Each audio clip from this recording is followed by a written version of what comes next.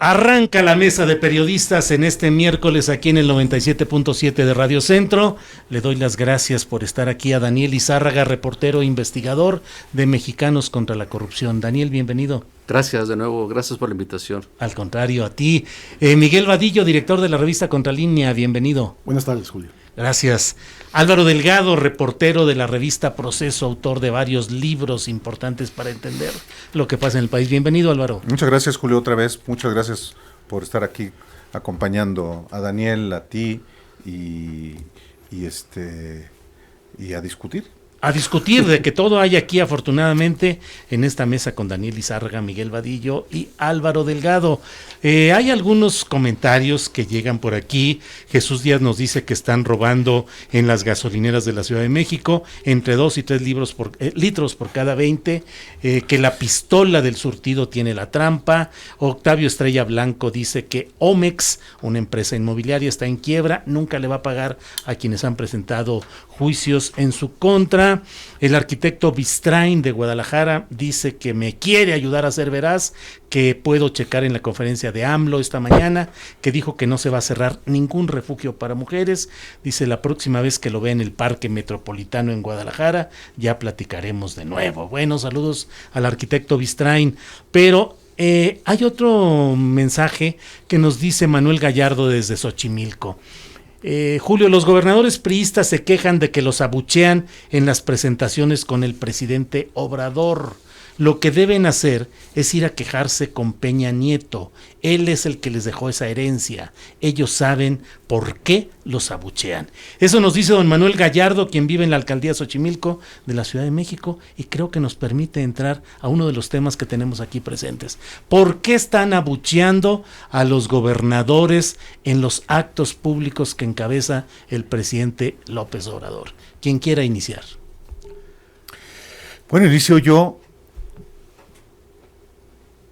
Los gobernadores deberían entender y saber, y yo creo que lo saben, pero no lo entienden, que hay una irritación general, yo digo sin excepción, sobre los políticos y en particular los políticos priistas. Y donde comenzó a verse este repudio de los asistentes a los mítines encabezados ya como presidente de la República López Obrador, que fue en Guerrero, pues es natural que se haya manifestado ahí un hartazgo a manera de abucheo contra el gobernador Astudillo, que ahí fue donde comenzaron estos actos de repudio a las autoridades. Y digamos que se entiende porque si uno ve lo que pasó en las elecciones federales de julio en el estado de Guerrero, donde hay además un clima de violencia casi general en el estado, donde hay una marginación social histórica y donde además la propia presencia de López Obrador motiva a sus simpatizantes a asistir, pues claro que hay un rechazo, como ocurrió ahí, que luego, también hay que recordarlo, el gobernador acusó al superdelegado del gobierno federal, por cierto hermano de la secretaria de la Función Pública, ¿sí?, en el estado de Guerrero, de ser el orquestador de ese abucheo. Se disculpó López Obrador. Pablo Sandoval, ¿no? Pablo Sandoval. Hermano de hermano de Amílcar y hermano de la secretaria, exactamente, de la Función Pública. Pero eso se vino generalizando. Es un montaje, como se ha también dicho. Yo creo que hay un fermento social que motiva que la gente que asiste, que normalmente es gente simpatizante de López Obrador, pues actúe de esa manera. Sí. Pero lo que me parece lamentable, y con esto concluyo, es que el propio presidente, desde antes de que comience el propio acto, no serene los ánimos, y que efectivamente, tratándose no de un acto político, sino de un acto institucional, pues aplaque a los rebeldes y evite abrir otro frente de los tantos que tiene abiertos López Obrador. Daniel, ¿qué opinas de esto? ¿Por qué están abucheando? Yo coincido con todo lo que ha dicho Álvaro. Me parece que la irritación, que el descontento social que explotó en la pasada elección presidencial, que marcó esta ola en favor de López Obrador, sigue presente, no ha menguado, está ahí, y ante la presencia del propio López Obrador se vuelve a manifestar ese descontento. Los gobernadores tienen que entender que han sido muchos años de agravios, de robos, de inseguridad pública, y que la gente se los manifiesta porque la gente que acude a los actos del presidente López Obrador, pues es gente que ha seguido su trayectoria durante mucho tiempo y que se ha formado políticamente en la oposición. El problema de esto es que esto ya no es un mitin, esto no es un mitin de campaña, y eso me parece que hay un descontrol quizá desde la presidencia o desde el mismo partido de Morena.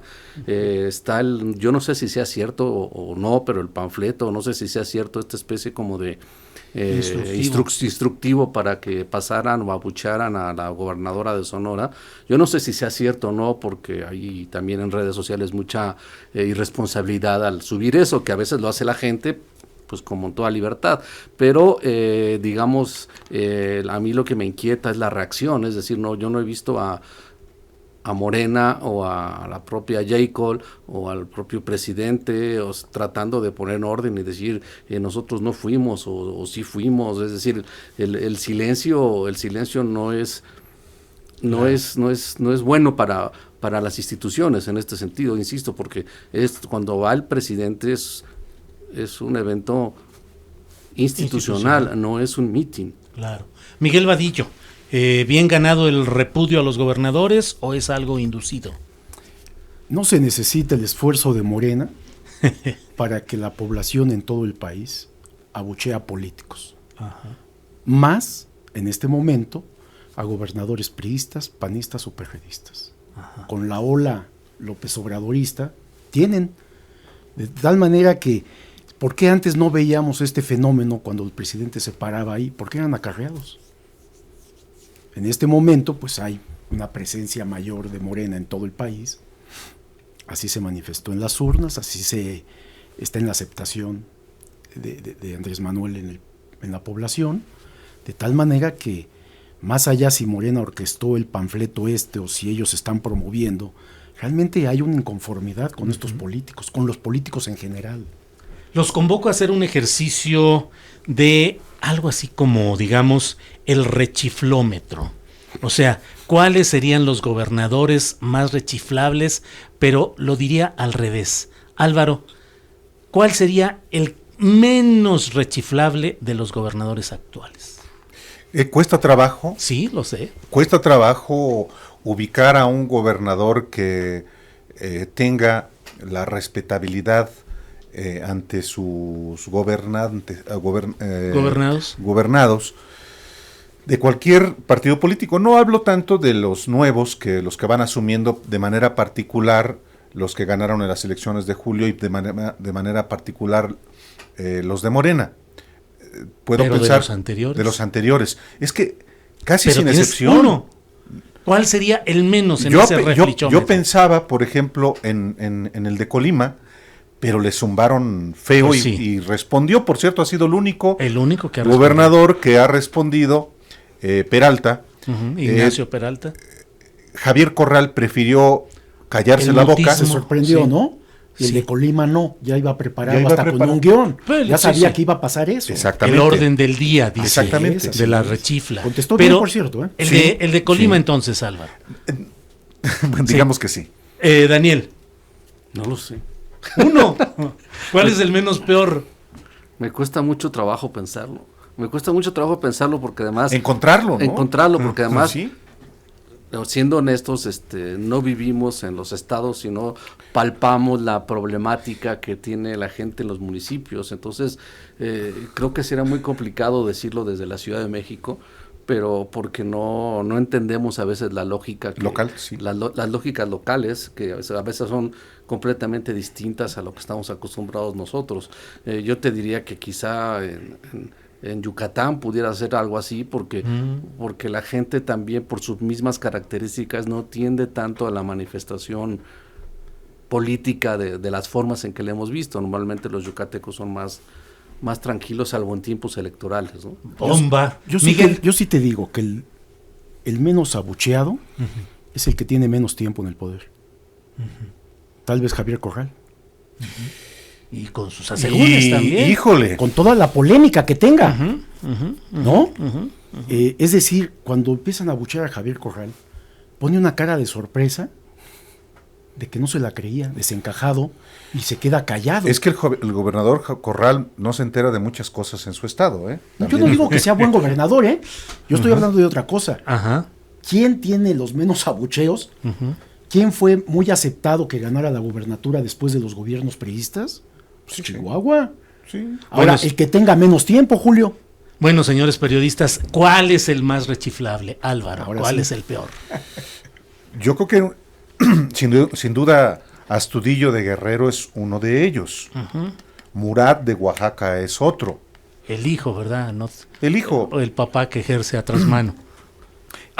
digamos que el hijo, que es el que ostenta el poder formal, sin duda es uno de los más repudiados por sus gobernados. ¿Quiénes de los nuevos van a concitar? Espérame tantito, porque es la siguiente pregunta. No, Daniel. yo coincido con que debe de ser y no lo digo en singular, sino en plural por el significado político, los Murat. Me parece que son de los más abucheables por toda la problemática que hay en ese estado, de los que todavía están, todos los que todavía siguen ahí, ¿no? Miguel. Pues yo diría todos los priistas, y en segundo lugar están los panistas y los perredistas. ¿Pero alguien en particular? Son todos, Julio. Todos, absolutamente. Hay un malestar contra los políticos tradicionales, con la forma de gobernar sus estados, los municipios. Es decir, la población no quiere ya a los políticos, y tal vez va a ser uno de los temas que entremos con el financiamiento a los partidos, ¿no? Álvaro, pues te toca inaugurar esta ronda, porque así fue la suerte. Y además tú mismo ya diste esta idea que estaba planteando yo, reservando para este momento. De los nuevos gobernadores, ¿quién es el que va teniendo las peores calificaciones? Yo creo que Cuitláhuac en Veracruz, gobernador de Morena. A mí me parece que no tardan en explotar, lamentablemente, los problemas en Morelos. Yo creo que ahí hay un grave problema sobre todo de alguien que no es profesional de la política y que no sabe desarrollar políticas públicas, y que de verdad yo viví mucho tiempo en ese estado y lo lamento, porque además ojalá no pase, pero de verdad el día que haya algún problema, que ojalá no, como dice la gente, toco madera, pero el día que pase un problema con el volcán o inundaciones o qué sé yo no me imagino a este señor a Cuauhtémoc Blanco haciendo algo por la gente, o sea, sabiendo qué hacer. No es que no lo quiera hacer, es que no va a saber cómo hacerlo. Miguel Vadillo. Me quedaría con Cuitláhuac. Pese a la inexperiencia de los absurdos de Cuauhtémoc Blanco, me parece que Cuitláhuac, ¿no? 90 años del PRI, pastel nonagenario para uno de los partidos más longevos del mundo, pero bueno, ¿en qué condiciones están? Daniel Lizárraga, ¿cómo ves al PRI en este aniversario? Pues yo lo veo derrotado, lo veo a nivel nacional sin fuerza, lo veo sin cohesión, salvo lo que pase donde sigue gobernando en algunos estados. Probablemente ahí la situación sea distinta. Hace un rato gobernábamos que todavía quedan por ahí algunos estados, aunque no son significativos, que a estas alturas de la vida siguen sin haber perdido nunca una gubernatura. O sea, nunca ha habido alternancia en algunos estados como Coahuila, por ejemplo. Pareciera una locura, pero así es. Pero si Colima y Campeche, decíamos, entonces, ¿verdad? si lo abrimos un poco más, Hidalgo también, si lo abrimos un poco más, sí me parece que el PRI no sabe, o sea, creo que la derrota fue tan contundente. Me parece que cuando perdieron con Peña Nieto, supieron manejarse un poco como todavía aún como oposición a los otros partidos, y con Fox y Calderón también supieron manejarse un poco como oposición, nos puede gustar o no, pero supieron manejarse, tan así que recuperaron el poder. Pero ahorita yo los veo sin brújula, perdidos, sin liderazgos y súper cuestionados, porque además, insisto con lo que empezamos, la losa del peñismo los va a hacer pedazos, porque también nunca quisieron desmarcarse de él de acuerdo a su lógica presidencialista, y entonces terminó también por aplastarlos. Miguel Vadillo, ¿qué opinas? Me parece que desde el asesinato de Colosio, el partido viene en una decadencia, en una caída brutal, ¿no? Y me parece que es el momento, sus 90 años cumple en el peor momento del priismo, ¿no? Con muy poca presencia política, con representación en un congreso mínimo, pasando a la tercera fuerza, como tercera fuerza en política del país, y viene en una elección con candidatos débiles, ¿no? Un ex rector de la Universidad Nacional que está siendo cuestionado por su paso de 1 año, 2 años en salud, en donde hay una enorme corrupción y que va a ser investigado, y renuncia a la UNAM y quiere ser el próximo presidente del partido. Encuestas que dan al gobernador de Campeche ser favorito, pero por un margen muy alto, ¿no? ¿Y por qué este gobernador de Campeche? Bueno, pues es el que era líder de las juventudes priistas, ¿no? Es decir, tratan de renovar con este gobernador al partido, ¿no? Y la clásica grupo de adentro que sigue teniendo injerencia a Carlos Salinas de Gortari a través de su sobrina para imponer nuevamente candidato como lo han hecho siempre, ¿no? Y algo más, ¿no, Álvaro Delgado? Algo más con este candidato Alejandro Moreno, gobernador de Campeche, que ¿cuál es el apodo que le dicen por allá? Bueno, le dicen Alito. Alito, ajá. Pero ya se le conoce como AMLito, por su proclividad al gobierno de López Obrador. Ajá, Amilito. AMLito. Amlito. Ya no es Alito, como lo conocen a los priistas en Campeche, sino AMLito. Vive el PRI a sus 90 años. Yo digo que ya hiede, como dicen en mi tierra. Soy de los Altos de Jalisco.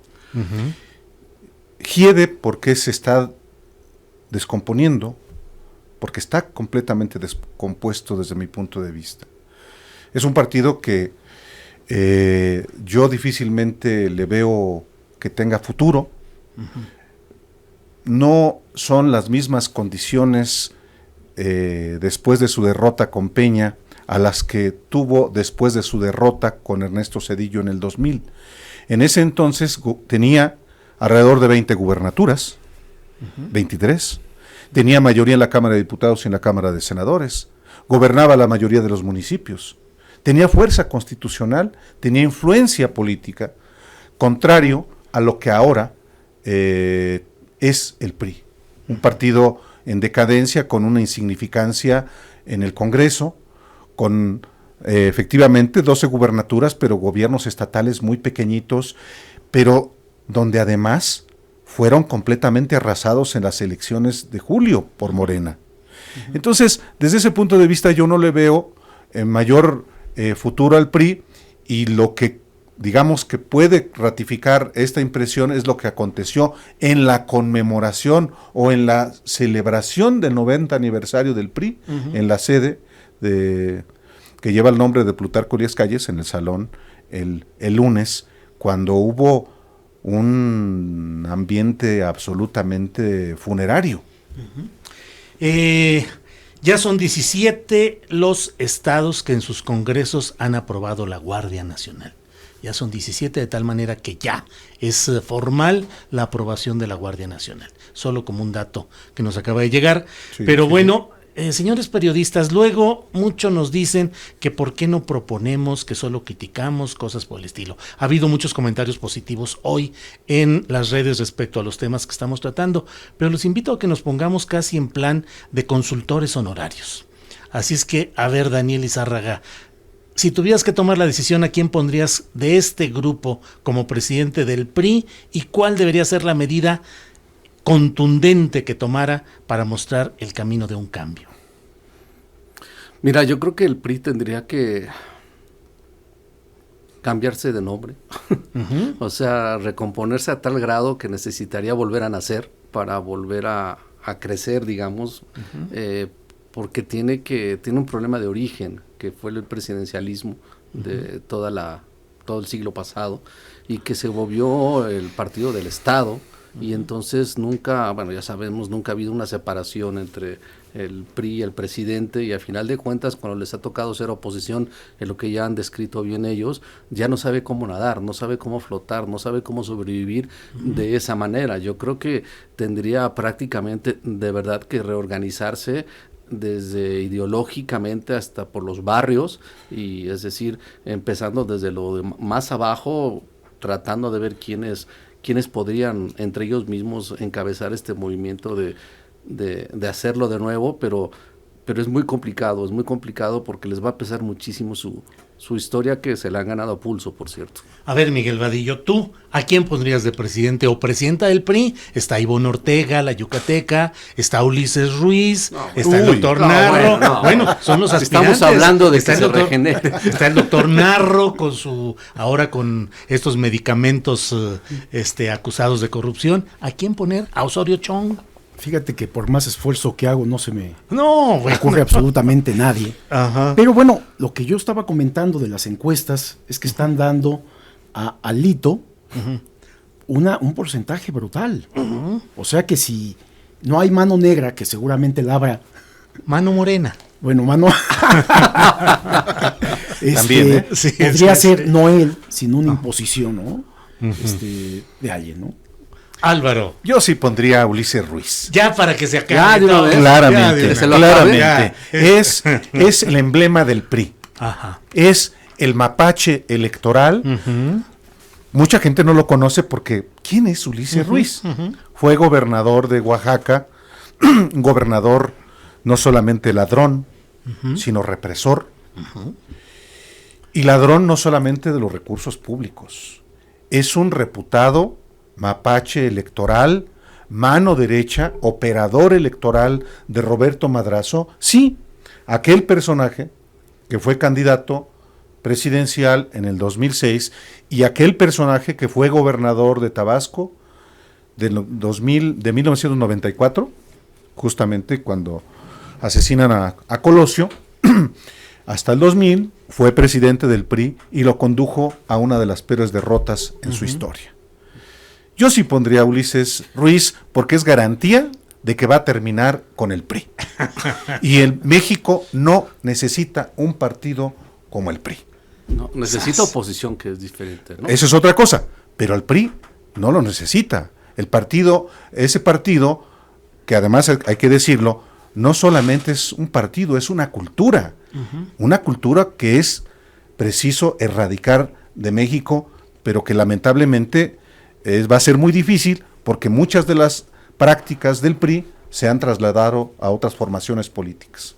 Miguel Vadillo, la bala de plata en el vampiro, en el monstruo, ¿puede ser esta postura de que se reduzca al 50% el financiamiento de los partidos? Para el PRI, si sería esto la bala de plata que termine con el PRI. Fíjate que vienen ellos de un periodo antes del de Peña, 2 sexenios del PAN, de pocos recursos. Pidiendo préstamos, así es, a Banorte, endeudados, etcétera. Con Peña se recuperan un poco. Ahora viene una crisis brutal por esta ola de Morena, de acuerdo con los votantes, lo que van a recibir cada partido. Pero sí creo que no solamente es suficiente que se les reduzca al 50%, debe de poderse vigilar perfectamente el uso de los recursos que tienen los partidos, y por supuesto no creo que haya un mexicano que no esté de acuerdo en que se les reduzca considerablemente el presupuesto a los partidos políticos, porque se han convertido en un botín de políticos, ¿no? De refugio de toda clase de políticos, de donde están obteniendo recursos públicos sin trabajar, ¿no? ¿Justa y sana esta decisión de buscar que el 50% de los recursos para partidos se reduzca, o es con dedicatoria de Morena, que ahora tiene control, clientela electoral, asistencial, no necesita ya dinero Morena. ¿Será un mensaje con dedicatoria para ir constriñendo el universo partidista? Yo creo que me parece que este anuncio prácticamente no habría alguien que le dijera no, por todos los agravios que ha habido con los partidos y el dispendio que ha habido históricamente, pero quizá tendríamos que poner la mirada más allá del enojo o del sobresalto de indignación que provocan los partidos, porque yo creo que, como en otras cosas que está haciendo el gobierno de López Obrador, no lo hacen bien, es decir, tiran hachazos, no a lo loco, pero sí hachazos, y derrumban cosas y luego ya no saben cómo armarlo para que quede adecuado a lo que ellos pretenden. Es decir, ¿qué quiero decir con esto? Vamos a suponer que así sea y que se abre la puerta a que más militantes den dinero, que se apoyen de diversa manera, pero otra vez vas a darle el hachazo y después, es decir, ¿qué hacemos? Porque tampoco se pueden desaparecer. Lo que quiero decir con esto es que este tipo de decisiones tienen que ir acompañadas de reglas de operación, de reglamentos, de leyes secundarias, de un paquete de alternativas de cómo reconformar los partidos del sistema político. Es decir, insisto, no se trata solamente de tumbar y de romper la puerta, tienes que hacer otras cosas, porque no se puede quedar la casa sin puerta.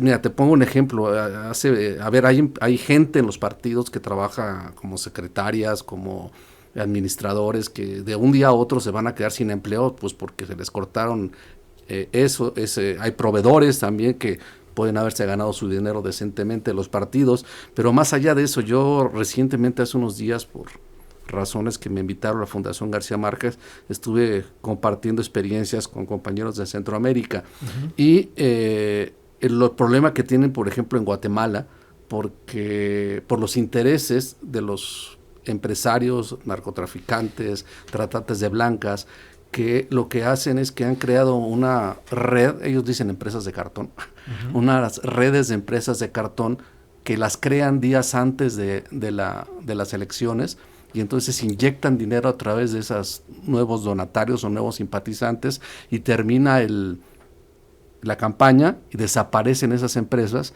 y entonces ya le pueden dar los contratos abiertamente quien los financió detrás de la puerta. Es decir, me refiero que ese tipo de cosas debemos de tener mucho cuidado, porque puede ser igual de riesgoso o peor si no reglamentamos. A lo mejor voy brincando de tema en tema, pero Álvaro Delgado, sobre todo que tú has estado viendo algunos de esos asuntos, ¿qué significa esta exoneración de Ricardo Anaya a fin de cuentas? Todo el teatro que se montó, todas las broncas que hubo, todo lo que se dijo en la campaña, y a fin de cuentas, según lo que publicó Reforma ayer, 2 días antes de que Peña Nieto dejara el poder, se dice que no hubo nada, que todo es lícito y que todo se adquirió como créditos. ¿Fue un instrumento de presión y de control político el expediente para golpear al PAN y a Anaya solamente? Sí y no. Sí, claramente fue, y así hubo un momento en que lo platicamos en otros espacios, Julio, tú y yo, junto con otros compañeros, claramente el gobierno de Enrique Peña Nieto armó una estrategia en contra de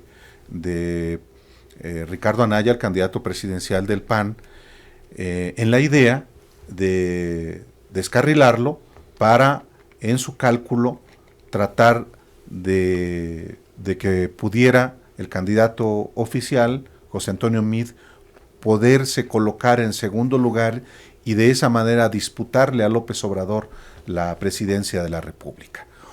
¿Por qué hubo esa andanada? Además también porque, hasta donde es posible saber, Peña se estaba agraviado por una traición de Anaya desde la elección del Estado de México. Pero ¿por qué digo que tampoco no fue solamente una estrategia del gobierno para tirar a Anaya? Porque Anaya sí tiene cosas que no ha aclarado. Yo publiqué en proceso en la campaña no solamente la creación de una fundación que resultó en el beneficio para 2 empresarios amigos suyos de Ricardo Anaya, y publiqué también cómo las propias cuentas de la familia Anaya no checaban con los ingresos que ellos mismos habían dicho que habían obtenido. Es decir, hubo una campaña orquestada desde el gobierno contra Anaya, indiscutiblemente. Tan es así que 2 días antes de que concluya el sexenio de Peña, la PGR lo exonera de esa acusación de lavado de dinero, lo cual no quiere decir que fuera completamente inocente. Claro. De la misma manera que Felipe Calderón, hay que recordar, exoneró a Humberto Moreira antes de dejar la presidencia de la República en 2012. Miguel Vadillo, entonces, ¿qué hacemos? ¿Qué hacemos con la oposición en México? Que se unifiquen Calderón y lo que queda del PRD y el PRI y Osorio Chong y todos, y formen un partido. ¿Sería momento de un bipartidismo en México, Miguel Vadillo? Fíjate que no creo que suceda, pero todo está canalizándose hacia allá. Yo creo que no va a haber un bipartidismo, va a seguir un crecimiento de Morena en todo el país. Y va a ser la chiquillada, Morena y la chiquillada de partidos. Van a seguir independientes o tratando de tener más de 3% para tener presupuesto. No creo, yo no veo al PAN y al PRI, aunque lo han hecho en otros momentos, juntándose, fusionándose como partido político. Pues van a seguir perdiendo votos, van a seguir disminuyéndose, pero para ellos es importante el presupuesto público. Este 50% que se va a cortar va a definir muchas cosas. Si es que se aprueba, que yo creo que se va a aprobar, por lo que comentábamos, pero los partidos van a irse acotando, van a hacerse más pequeños. Entonces yo diría que no, vamos por el 50%, ¿por qué no un 70, 80% en disminución de los partidos? El riesgo que señalabas de que puede haber financiamiento, pues bueno, que simplemente no se permita. O sea, lo que me refiero es que hagan reglas no se permita, porque actualmente no se permite, ¿no? Entonces que se mantenga esta vigilancia, porque el riesgo siempre ha existido. Bien, ¿no? Y de hecho ha habido dinero del crimen organizado, del narcotráfico, de los cárteles en las campañas, ¿no? Lo sabemos, a través de empresas fantasmas, etcétera, etcétera. Pero bueno, cartón. Así le dicen los colegas de Guatemala. Y bueno, aprovecho el tema, Daniel Lizárraga, para preguntarte, y en todo esto, ve lo que sigue en Reynosa y en todos lados, grupos armados en Guanajuato, la descomposición, el crimen organizado presente, actuante y con cada vez mayor actitud de reto, y sin embargo, pareciera que está ausente eso del discurso presidencial. Pues yo creo que es algo que a mí particularmente me ha llamado la atención de las conferencias de prensa mañaneras y en general de los discursos de Andrés Manuel como presidente y quizá también como candidato, es que si hiciéramos un análisis del discurso como hacen los comunicólogos, yo creo que no sé cuántas veces habrá mencionado la palabra narcotráfico, cuántas veces habrá mencionado la palabra capo o cártel.